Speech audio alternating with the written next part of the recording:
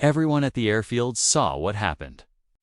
The wealthy boss was shouting at the mechanic, and the single father just stood there, taking the harsh words without saying anything back.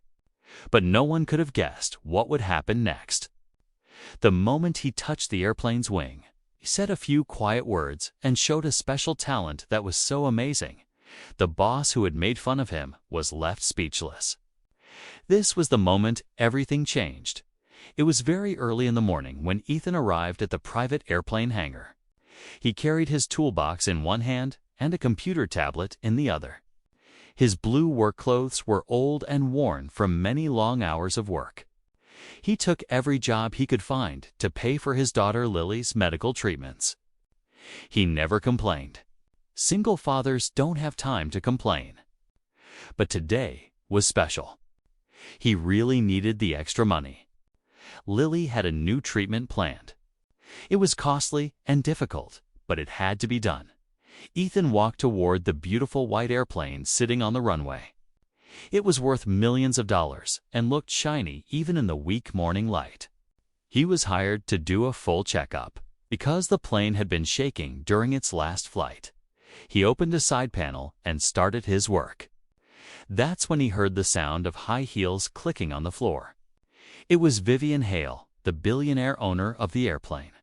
She was the CEO, and when she was around, workers stood up straight and spoke softly. She looked at Ethan as if he was a spot of dirt on her clean runway. "Hey you," she said sharply, walking right up to him. "Who gave you permission to touch my airplane?" Ethan calmly showed her his identification badge. "Ma'am, the airport assigned me to do a full inspection." She cut him off with a laugh. "An inspection by you? You're not skilled enough to work on this plane? This isn't an old-school bus. This is a Hale Industries aircraft. It has special technology and engineering. Do you really think you know what you're doing?" Ethan just swallowed. "I've worked on many planes, but not one like this," he said, as she stepped closer. "This airplane costs more than you will ever earn in your life. So do me a favor. Leave before you break something you can't afford to pay for." People nearby stopped working and just stared. Some of them whispered and even smiled. It wasn't the first time Vivian Hale had embarrassed someone in public. But this time she had judged the wrong person. Ethan closed the panel gently and wiped his hands. He simply said, "Ma'am, with respect, there is something very wrong with this airplane. And if you fly it without letting me finish my check." Vivian raised her hand. "I said, you're done. Leave." Ethan tightened his jaw, picked up his tools, and started to walk away. But after a few steps, he stopped. He put his hand on the airplane's wing for just a moment. He felt a faint shaking. He heard a quiet hum. It was a sound only someone with his special skill would notice. Vivian rolled her eyes. "What now?" Ethan turned back, and for the first time, a strong look appeared in his eyes. "Ma'am," he said quietly, "the right side engine has a serious problem. If you fly this plane today, that engine will stop working while you're in the air." Everyone went silent. Even Vivian's face changed for a second before she hid her feelings again. "And how would you know that?" she asked with a sneer. Ethan looked her right in the eye. "Because I'm not just a mechanic. I'm an engineer who can tell what's wrong with an airplane just by listening to it." Vivian laughed out loud. "By listening? You want me to believe your ears are better than my airplane's expensive computer system?" But then a voice behind her spoke, soft and shaky. "Ma'am, the system did report something, but we weren't sure what it meant." Vivian turned quickly. Her pilot was holding a piece of paper and his hands were trembling. On that paper was the exact same problem Ethan had just described. Before Vivian could say anything, Ethan walked away. He didn't argue or demand an apology. He just whispered, "I hope you don't fly today." Vivian Hale stood frozen next to her airplane. For the first time, she was completely speechless. Vivian couldn't sleep that night.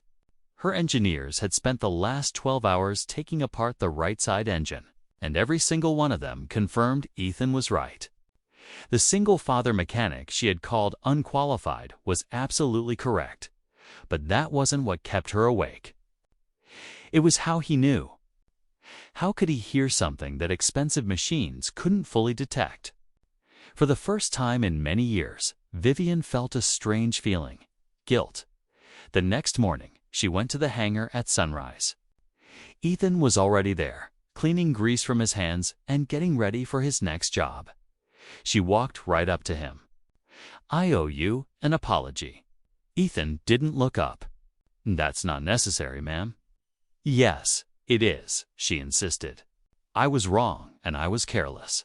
He sighed, still looking down. "I'm used to people thinking I'm not good enough." Those words hit Vivian harder than she expected. She could hear the tiredness in his voice, the years of hard work, and the pride he had to hide too many times.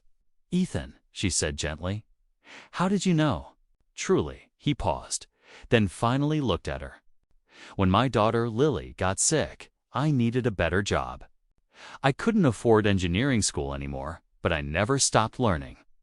I taught myself to diagnose engine problems just by listening to their sounds. Every machine has its own voice. You just have to know how to listen."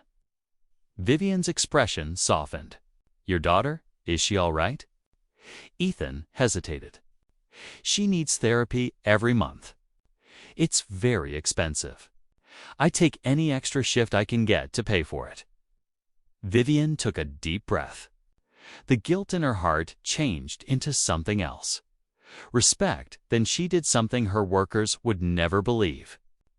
She held out her hand. "Ethan, I want you to work for me. As my full-time lead aircraft engineer, I'll pay you double what you make now. Your daughter will get full medical benefits, and you will have the final say on all airplane inspections." Ethan stared at her as if she were speaking a foreign language. "I'm offering you a future," she said softly. "One that you deserve." His eyes became wet, not from pride, but from the relief he had been holding back for so many years. "All for Lily," he said softly. "I accept." Vivian smiled. A real, warm smile. And in that moment, the runway, the insults, and the embarrassment all turned into something much greater: hope.